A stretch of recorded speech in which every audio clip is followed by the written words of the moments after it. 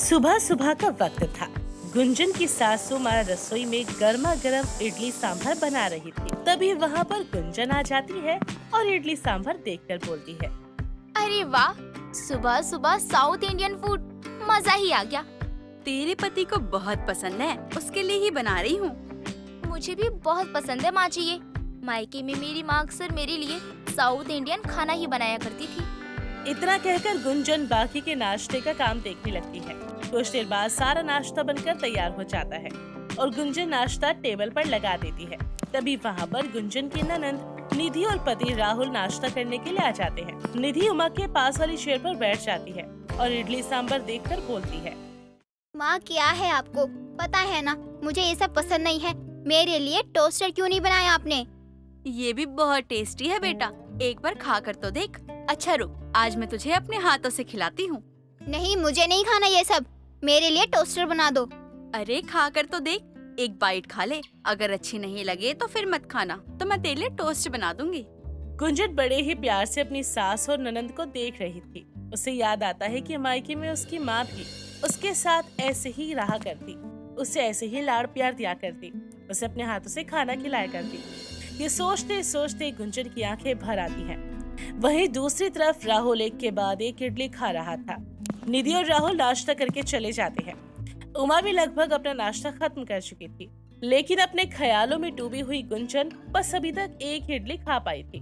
और जैसी वो दूसरी इडली लेने के लिए भिगोने में हाथ डालती है तो देखती है कि वो तो बिल्कुल खाली है। और गुंजन बोलती है। माँ जी, इडली खत्म हो गई। आपने बस इतनी सी ही बनाई थी क्या? और नहीं तो क्या, अपने बेटे के लिए और अपनी बेटी के लिए बनाई थी। बस एक ही एक्स्ट्रा बनाई थी जो शायद तूने खा ली। पर मैंने तो आपसे कहा था ना कि मुझे ये बहुत पसंद है। ध्यान नहीं रहा होगा मुझे। चलो कोई बात नहीं, तूने एक खा ली ना, ये बहुत बड़ी बात है। पर मेरा नाश्ता भी पूरा नहीं हुआ और सब खत्म भी हो गया। जितना खा लिया है उतना ही बहुत है बहू। तुझे कौन सा ओलंपिक की रेस में दौड़ना है? अब दोपहर का खाना खा लेना आराम से। इतना कहकर उमा वहाँ से चली जाती है और बेचारी गुंजन टेबल पर बैठे बैठे खुद से बोलती है। काश काश कि माँ जी मुझे भी निधि की तरह ही प्यार करती, लेकिन उनके लिए तो बस मैं इस घर की बहू हूँ, उनकी बेटी थोड़ी ना हूँ। अगर बेटी होती तो मेरे साथ माँ जी मेरी माँ की तरह रहती। पर सच तो यही है कि सास कभी माँ नहीं बन सकती। वो तो बहू को बहू की तरह ही रखेगी, फिर चाहे बहू भूखी हो या फिर पेट भरी हो, सास को तो कोई फर्क ही नहीं पड़ता। ऐसे ही गुंजन प्लेट उठाती है और रसोई में जाकर वापस से काम में लग जाती है। घर का सारा काम खत्म करते करते गुंजन को दोपहर हो जाती है, लेकिन बेचारी को एक पल का आराम नहीं मिलता, जिसके बाद वो सबके लिए फिर से खाना बनाती है।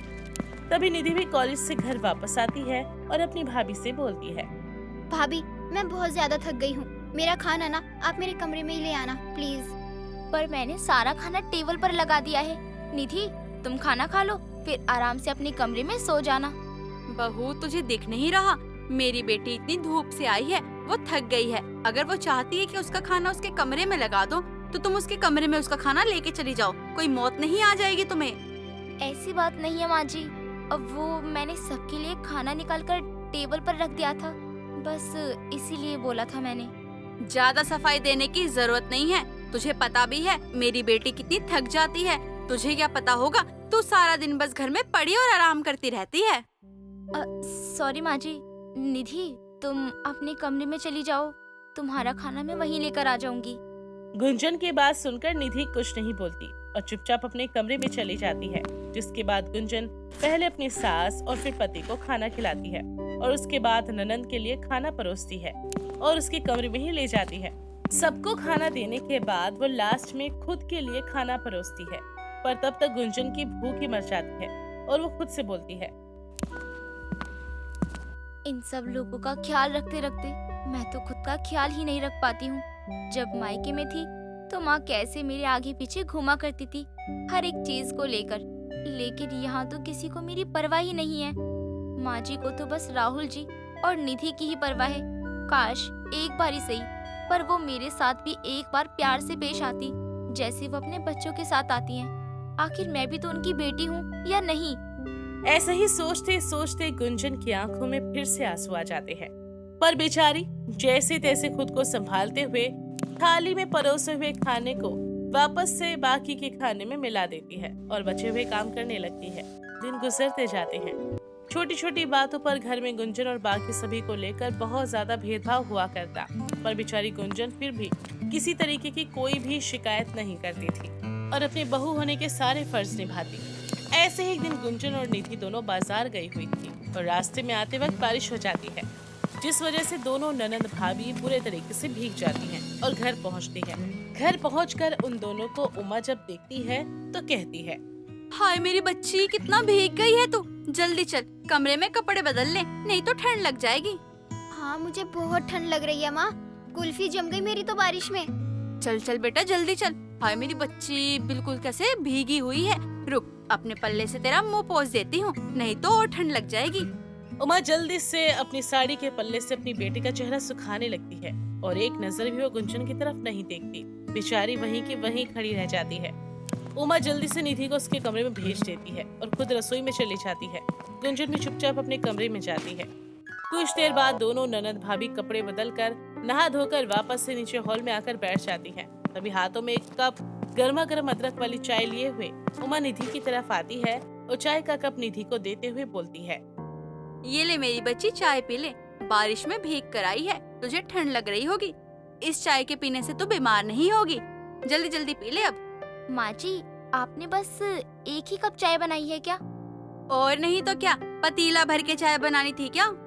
नहीं नहीं, मुझे लगा था कि शायद आपने मेरे लिए भी चाय बनाई होगी। मैं भी भीग गई थी ना। तू मेरी बहू है, मैं तेरी बहू नहीं। जाकर खुद अपने लिए बना ले। और सुबह के जो बर्तन छोड़ के गई थी ना, उसे भी धो लियो। काम चोर कहीं की, जरा सी भीग क्या गई। इसे चाय पीनी है, चाय। जी, अभी कर देती हूँ सारा काम माँ जी। उदास हुई गुंजन रसोई में जाती है और काम करना शुरू करती है, क्योंकि बेचारी पहले ही बारिश में भीग चुकी थी और रसोई में भी उसे ढेर सारे बर्तन धोने थे, जिस वजह से शाम होते होते उसे बुखार आ जाता है। लेकिन उमा को इस बात से कोई फर्क नहीं पड़ता। गुंजन जैसे जैसे बुखार में भी घर का काम करने लगी थी, ना तो उसे कोई दवाई देता है और ना ही कोई उसका हालचाल पूछता है। ऐसे एक दिन गुंजन अपने कमरे में बैठी अपनी माँ की तस्वीर देख रही होती है और खुद से बोलती है, माँ आप कितनी अच्छी थी। मेरे बिना कहे मेरा हाल समझ आया करती थी। कभी मुझे किसी भी चीज की कमी महसूस नहीं होने दी। मैंने जो सोचा था शादी के बाद मुझे मेरी सास के रूप में मेरी माँ मिल जाएगी, पर शायद मैंने तो उन्हें अपनी माँ मान लिया। लेकिन वो मुझे अपनी बेटी नहीं मानती। एक बार भी उन्होंने कभी मुझे गले लगाकर वो सुकून नहीं दिया जो मुझे आपके गले लगकर मिलता है। आप मुझे छोड़कर क्यों चली गई माँ? क्यों सास कभी माँ नहीं बन सकती? इतना कहकर गुंजन सिसकियां लेकर रोने लगती है। तभी वहाँ पर उमा आ जाती है और अपनी बहू को रोता हुआ देखकर बोलती है, किस बात का रोना धोना मचा रखा है बहू तूने? क्या हो गया? कुछ नहीं माँ जी, वो बस माँ की याद आ गई थी, तो बस इसी वजह से। जब देखो जब तुझे अपनी माँ की याद आती रहती है, उसके अलावा कोई काम नहीं है तुझे। सॉरी माँ जी, वैसे यहाँ आप कुछ काम से आई थी क्या? अरे काम यही था, निधि को देखने के लिए लड़के वाले आ रहे हैं, तो घर में चुपचाप उनके लिए कुछ अच्छा सा बना ले। ठीक है माँ जी, जैसा आप कहें, मैं सारी तैयारी कर लूंगी।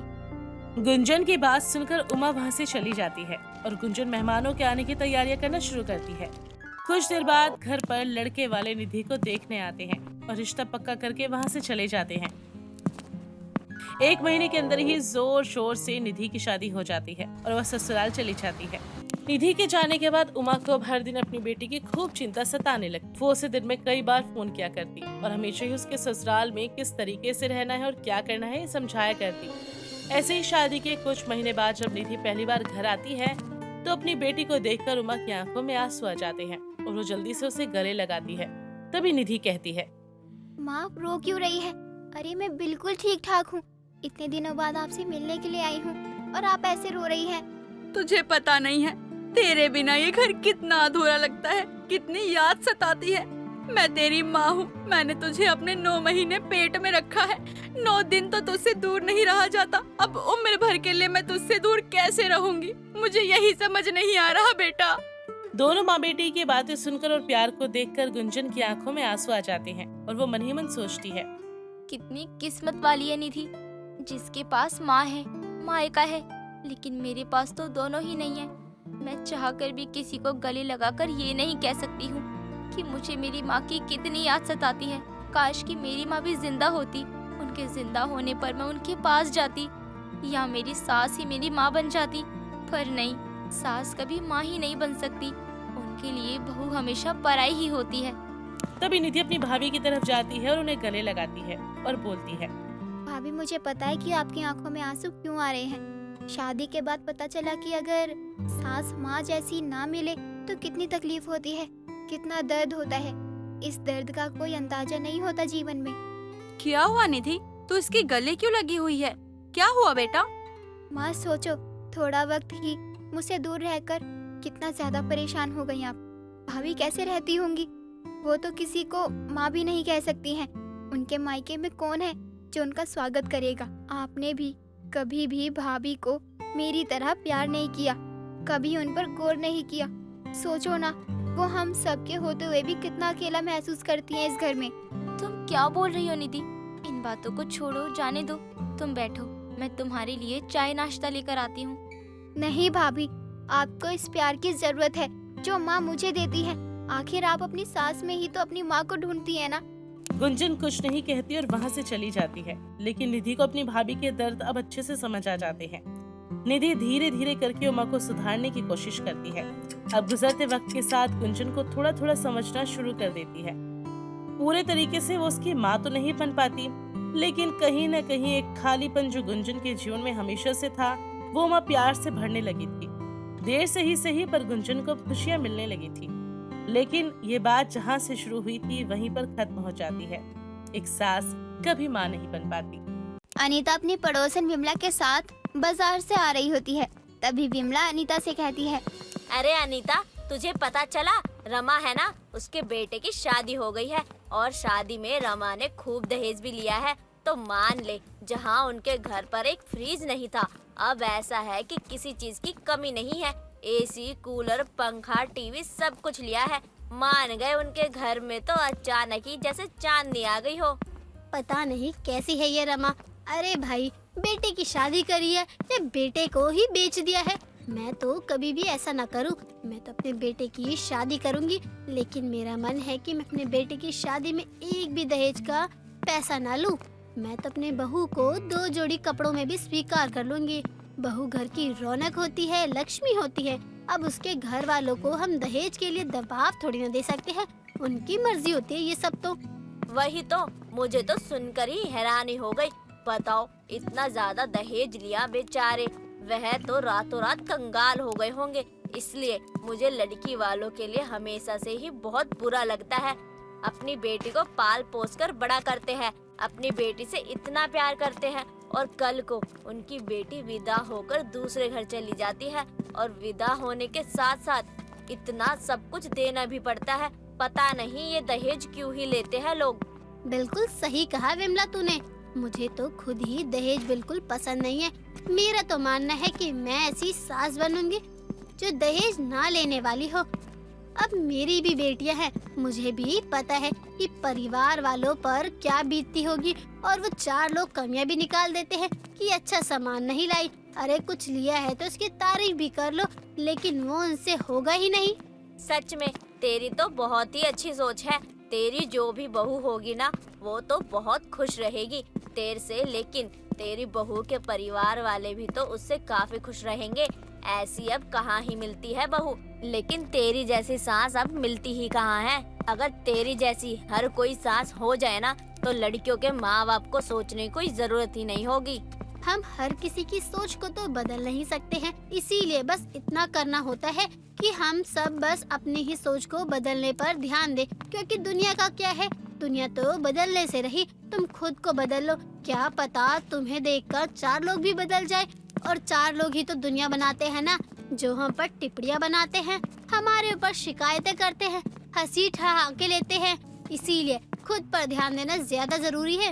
वैसे कहना तो नहीं चाहिए, लेकिन कल को क्या पता तू घमंडी हो जाए वैसे पड़ोसन तो मुझे अच्छी मिली है, जिसका इतना अच्छा स्वभाव है। कसम से मेरा मन तो कर रहा है जो लोग दहेज लेते हैं उनके खिलाफ आवाज उठाऊं। खैर कोई बात नहीं, मैं किसी का कुछ नहीं कर सकती, लेकिन तेरी ये बात जरूर अपने दिमाग में रखूंगी कि मुझे अपने में बदलाव लाना चाहिए, और अगर कोई मुझे देखकर ये सब चीजें सीखता है तो बहुत ही अच्छी बात होगी। दोनों ऐसे ही बातें करते करते बाजार से घर चले जाते हैं। घर चले जाने के बाद अनीता का बेटा रोहन आता है और वो अपनी माँ से कहता है, माँ मुझे आपसे ना जरूरी बात करनी है। इतना गंभीर माहौल क्यों बना रखा है? कोई लड़की देख ली है क्या तूने? पसंद आ गई है लड़की, बात करनी है? देख, अगर कोई ऐसी बात है तो सीधा सीधा बता दे, ये नहीं कि घुमा फिरा कर बात करे कि माँ मुझे पता है आपको बुरा लगेगा, मुझे ऐसा नहीं करना चाहिए था, लेकिन मैं मजबूर हूँ। ऐसा बोल दिया ना तो वही के वही सीधा मना कर दूंगी। सीधा सीधा बोल, अब क्या बात है? हाँ माँ, वो मुझे ना एक लड़की ना बहुत पसंद है और मैं उससे शादी करना चाहता हूँ, और मैं उसको बहुत ज्यादा पसंद करता हूँ माँ। वो लड़की ना बहुत अच्छी है और ना आप उससे मिलोगी ना तो आपको भी वो बहुत पसंद आएगी। माँ प्लीज ना मना मत करना, एक बार आप उससे मिल लीजिए, उसके बाद आप जो कहेंगी ना मैं मान लूंगा। बिना मिले तो मैं वैसे भी नहीं मना करती। अब तूने लड़की पसंद की है तो उसमें कोई तो गुण होगा ना। चल कोई बात नहीं, तू लड़की से मिलवा दे। लड़की से मिलने के बाद मैं उसके परिवार से मिल लूंगी, तू टेंशन मत ले। माँ पता है मैं तो बहुत डर गया था, मुझे तो ये लग रहा था कहीं आप मेरे बाहर आने जाने पर रोक ना लगा दो, पता नहीं क्या रिएक्शन होगा आपका। मैं बहुत डर रहा था, लेकिन आप तो बहुत आसानी से मिलने के लिए मान गई माँ। माँ मैं सच कह रहा हूँ, आप दुनिया की ना बेस्ट माँ हो। अगर आप जैसी सारी माएं हो ना तो कोई भी बेटा अपनी माँ से दूर नहीं होगा, और ना ही कोई भी लव स्टोरी अधूरी रहेगी। अनीता रोहन की पसंद की हुई लड़की प्रीति से मिलने को तैयार हो जाती है। प्रीति अनीता को काफी पसंद भी आती है और वह प्रीति की माँ से मिलने के लिए उसके घर जाती है। प्रीति अपनी माँ शारदा से अनीता को मिलवाते हुए कहती है, माँ ये रोहन की माँ है, आंटी ये मेरी माँ है, आप लोग आपस में बात करिए, मैं तब तक चाय बना कर लाती हूँ और साथ में आप लोगों के लिए पकोड़े भी ले आऊंगी। आपको प्याज के पकोड़े बहुत पसंद है ना? प्रीति इतना बोलकर वहाँ से चली जाती है। देखिए बहन जी, आप बच्चों ने आपस में एक दूसरे को पसंद कर ही लिया है, इसीलिए मैं मना करके बुरा तो नहीं बनना चाहती, और प्रीति भी मुझे काफी अच्छी लगी, इसीलिए मेरी तरफ से तो रिश्ता पक्का है। अब आप बता दीजिए कि आपकी क्या राय है? मुझे भी रोहन बहुत पसंद है, कई बार मुझे मिला, काफी अच्छा है लड़का, इसीलिए मैं अपनी तरफ से रिश्ता पक्का करती हूँ। अब आप बता दीजिए कि वहाँ पर क्या लेन देन होता है। वैसे जरूरी नहीं है, शादी बहुत ही धूमधाम से होनी चाहिए, बहुत खर्चा होना चाहिए, तभी शादी शादी मानी जाएगी, ऐसा नहीं है। आपकी जितनी हैसियत हो आप उतना ही करना। मुझे तो आपकी बेटी चाहिए, अब आप 2 जोड़े में भेज देंगे वो भी काफी है, और अगर सामान के साथ भेजेंगे तो वो भी मंजूर है। वैसे जहाँ तक मुझे पता है कि आप अपनी बेटी को खाली हाथ तो नहीं भेजोगी। जी जी बिल्कुल, मेरी इकलौती बेटी है, बहुत नाजों से पाला है मैंने अपनी बेटी को। इसकी शादी के लिए मैंने बहुत बड़े बड़े सपने देखे हैं, इसीलिए मैं नहीं चाहती कि मेरी बेटी यहाँ से खाली हाथ जाए। काफी कुछ देने लेने के लिए रखा है मैंने इसकी शादी में। बस इसीलिए मैं कुछ नहीं कहती, क्योंकि मुझे पता है कि माँ के बहुत सपने होते हैं और इसी तरह आपके भी सपने होंगे। देखिए, मैं दहेज ना लेने वाली सास हूँ, तो मैं दहेज के सख्त खिलाफ हूँ, लेकिन मैं खुद एक माँ हूँ, इसीलिए मैं आपकी परेशानी समझ सकती हूँ। आपने भी तो सोचा होगा ना कि कितना कुछ करूँगी अपनी बेटी की शादी में। अब यही सोच लीजिए, अगर आप गाड़ी दोगे तो अपनी बेटी को दोगे, हमारा क्या है, गाड़ी आपकी बेटी चलाएगी, मेरा बेटा ऑफिस चला जाएगा, और मुझे कहाँ ही चलाने आती है, तो कभी कहीं जाना हो तो आपकी बेटी ही जाएगी ना गाड़ी से, और बाकी देख लीजिए दहेज में क्या देना है। लेकिन मैं तो दहेज ना लेने वाली सास हूँ। बहन जी, गाड़ी वगैरह के बारे में तो मैंने सोचा भी नहीं था, ये तो काफी ज्यादा हो गया है। मैं आपके दिल की भावना को समझ रही हूँ शारदा जी, आप भले ही मुझे ना बताएं, लेकिन आपके मन में होगा कि मैं अपनी बेटी को किसी चीज की कमी ना रखूं, इसीलिए आप कहीं ना कहीं से कर्जा भी ले रही होंगी। देखिए, मुझे कोई दिक्कत नहीं है, हमें तो बिल्कुल अपनी बहू चाहिए बस, और बहू के सिवा अगर जो कुछ भी दोगी आप, वो आपकी बेटी का ही होगा, उसमें हमारा कोई हाथ नहीं होगा। अनीता अपनी काफी सारी बातें भी रख देती है और ये सब सुनकर शारदा हैरान भी हो जाती है। लेकिन शारदा कैसे भी करके अपनी बेटी की खुशी के लिए काफी सारा सामान जमा करती है और कुछ दिनों बाद अपनी बेटी की शादी करवा देती है। प्रीति के साथ इतना सारा सामान देखकर अनीता के आस पड़ोस के सभी लोग हैरान हो जाते हैं। तभी अनीता की पड़ोसन विमला वापस से अनीता के पास जाती है और अनीता से कहती है, ये क्या, तुम तो दहेज के साथ खिलौने और अब इतना सारा दहेज। मुझे तुम्हारे ये दोगला चेहरा समझ नहीं आया। मुझे नहीं पता था कि तुम ऐसी निकलोगी। अरे ये क्या, मैं ऐसी वैसे बिल्कुल नहीं हूँ। मैंने तो बिल्कुल भी दहेज नहीं लिया। जो भी दिया है लड़की की माँ ने लड़की को दिया है। मैं दहेज का इस्तेमाल थोड़ी करूँगी। वैसे भी मेरा बेटा तो ऑफिस चला जाएगा, उसका इस्तेमाल कौन करेगा? बहू ही तो करेगी ना, इसीलिए मैंने मना भी नहीं किया।